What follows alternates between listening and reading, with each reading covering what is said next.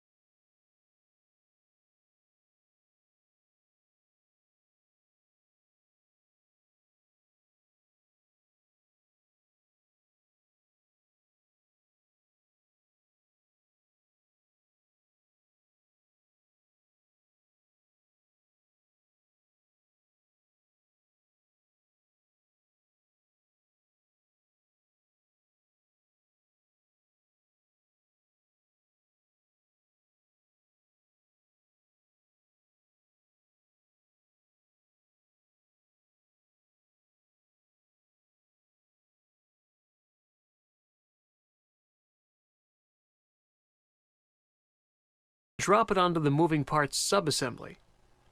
You'll notice an icon appear with two arrows pointing in opposite directions. This is the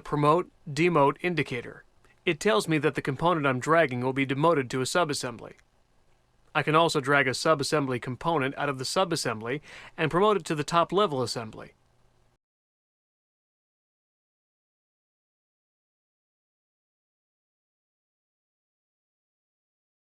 Next, I'll repeat the process with the yoke female. This time, when I demote the part into the moving parts subassembly, a warning message appears. This message warns that an exploded step defined for the yoke female will be deleted as a result of this move. Promoting and demoting components affects the structure of the assembly. The structure can affect things like mates, assembly features, patterns, and, as you see here, explode steps. Be aware that by accepting moves like this one, you're agreeing to move or possibly delete the affected features. In this case, I'll click the Move button to accept the move, and the yoke female is now part of the moving parts subassembly. Unfortunately, by doing this, the entire assembly no longer moves. Remember that a subassembly behaves like an individual part. It's rigid. To change this, all you have to do is make the subassembly flexible. In the next lesson, we'll take a look at how to allow motion within a rigid subassembly like this one.